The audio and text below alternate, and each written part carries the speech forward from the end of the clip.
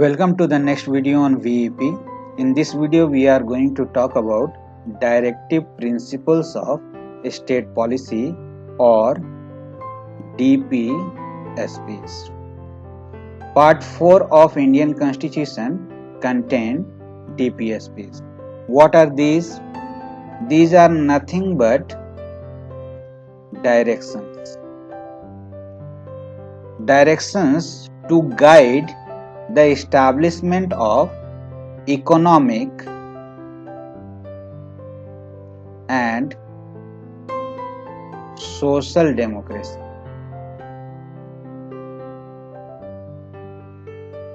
These guide the government to establish economic and social democracy, and this was proposed in our preamble. So, DPSPs are nothing but directions given to the government. The state is expected to keep these principles in mind while framing laws and making policies, even though they are non-justiciable. So let us start discussing directive principles of state policy. Application of the principles contained in part 4. What are the application? How these are going to be applied? So article 37 talks about this. Just read the context. The provisions contained in this part shall not be enforceable by any court, but the principles therein laid down are nevertheless fundamental in the governance of the country, and it shall be the duty of the state to apply these principles in making law. So the three key terms regarding application of DPSPs are: first is not be enforceable by any court, meaning what? Non-justiciable. Next, fundamental in the governance of the country. So this can act as a check on the state.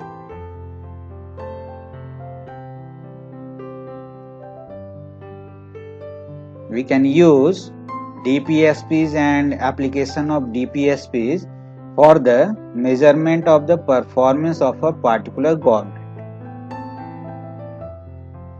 Third one is regarding legislation. In matter of legislation, the state shall apply these principles in making laws. So these three terms are of very much importance for applying the principles contained in part 4. What exactly article 38 says? State to secure a social order for the promotion of the welfare of the people. Here we are going to see individual perspective as well as group perspective.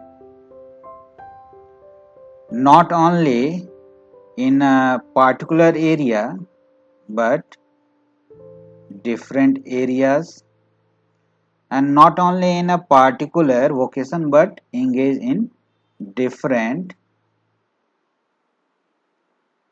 vocations. So what exactly social order means? State will strive to minimize, if not remove, the inequalities in income or in status, inequality in facilities and opportunity,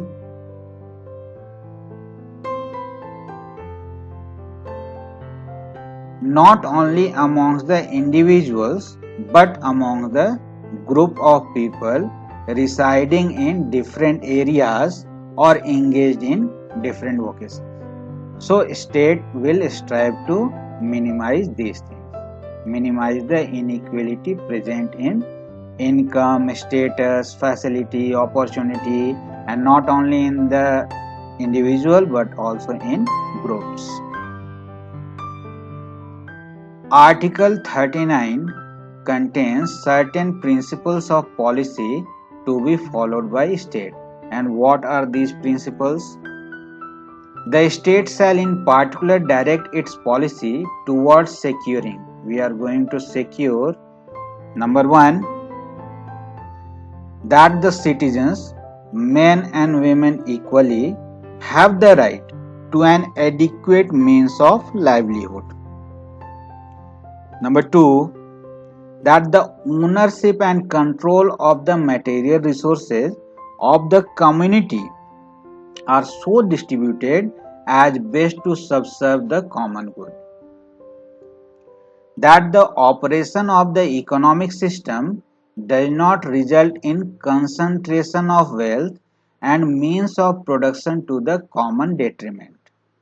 Next one, that there is equal pay for equal work, not only for men but also for women. That the health and strength of workers, men and women, and the tender age of children are not abused, and that citizens are not forced by economic necessity to enter vocations unsuited to their age or strength. So basically, these clauses highlight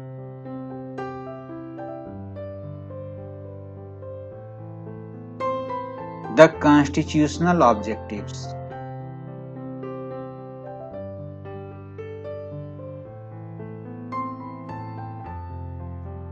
And what are these constitutional objectives? Of building an egalitarian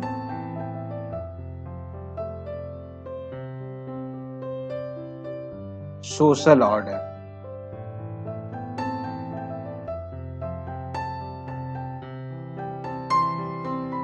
Social order and establishing a welfare state. So we are talking about समतामूलक Samaj.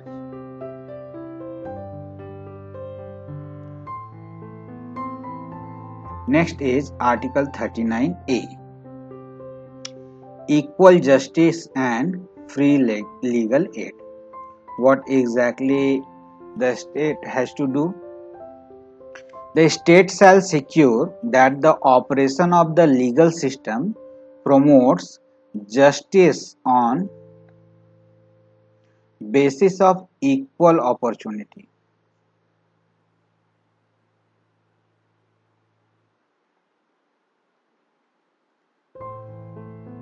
And provide free legal aid. Why this should be done? All this should be done to ensure that opportunities for securing justice are not denied to any citizen by reason of economic conditions or any other disability.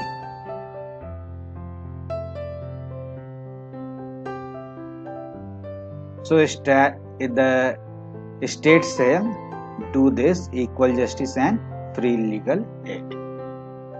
Article 40 talks about organization of village panchayats. The state shall take steps to organize village panchayats and endow them with such powers and authority as may be necessary to enable them to function as units of self-government.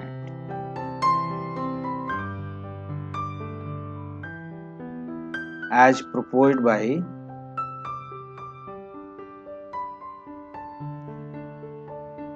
Mahatma Gandhi, father of Indian nation.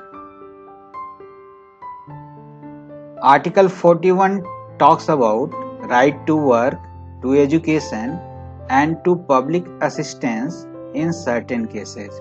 And what are these cases? So let us see. Suppose there are situation of unemployment or people having old age, sickness, disablement, and in other cases of undeserved want. So, state shall provide public assistance in these cases.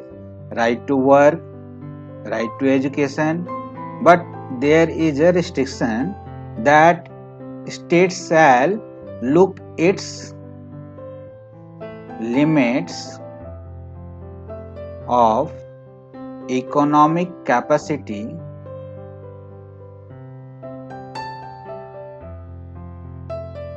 and development. So within its limit of economic capacity and development, states shall strive to provide to right to work, to education and to public assistance in these cases. Article 42 talks about provision for just and human conditions of work and maternity relief. Article 43 living wage etc. for workers.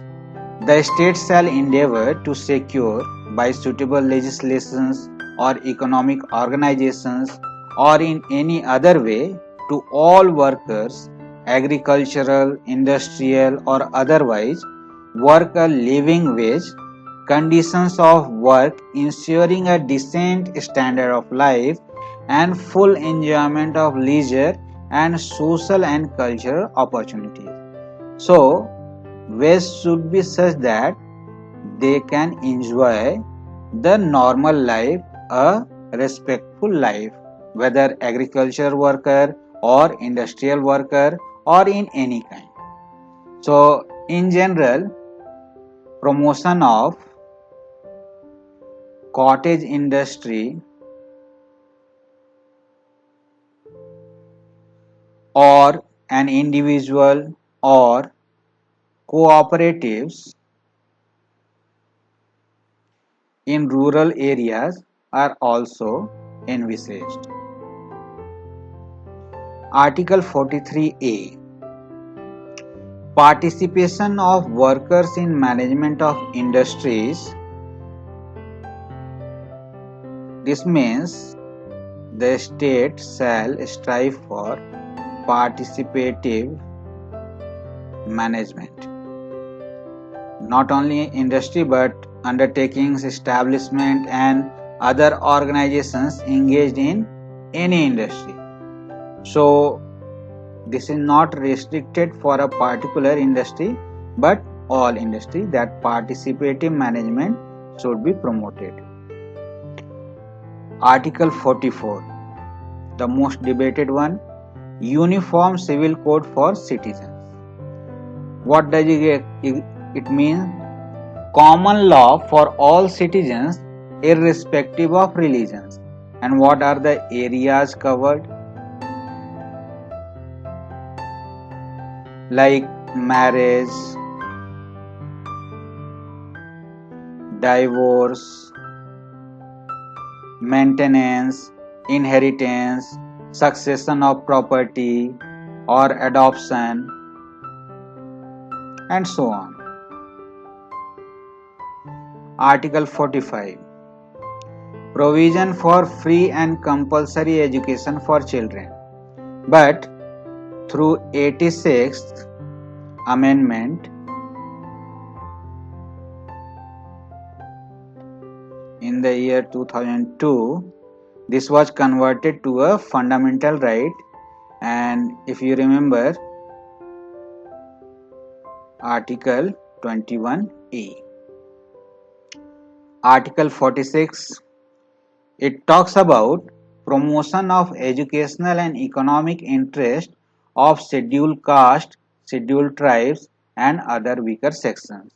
So these are basically done for promoting the interest of scheduled caste, scheduled tribes and other weaker sections for protection from social injustice and all forms of exploitation. So state shall make such kind of law that will promote the educational and economic interest of these sections. Article 47 talks about duty of the state to raise the level of nutrition and the standard of living and to improve public health. So what can be done here? Prohibition of consumption of intoxicating drinks and drugs that are injurious to health, and more level of nutrition will be achieved by having more nutritious food and all those things that can raise the standard of living. Article 48, organization of agriculture and animal husbandry. The state shall endeavour to organize agriculture and animal husbandry on modern and scientific lines by improving breeds and prohibiting the slaughter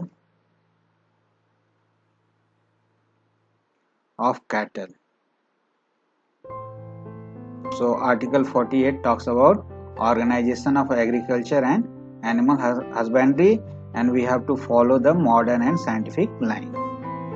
Article 48A, protection and improvement of environment and safeguarding of forest and wildlife. So environment is one of the important aspect, and we can create a peaceful and a prosperous nation only when we protect and improve the condition of our environment and safeguard the forest and wildlife. Article 49, protection of monuments and places and objects of national importance. So what are the dangers? Dangers are spoliation, disfigurement, destruction,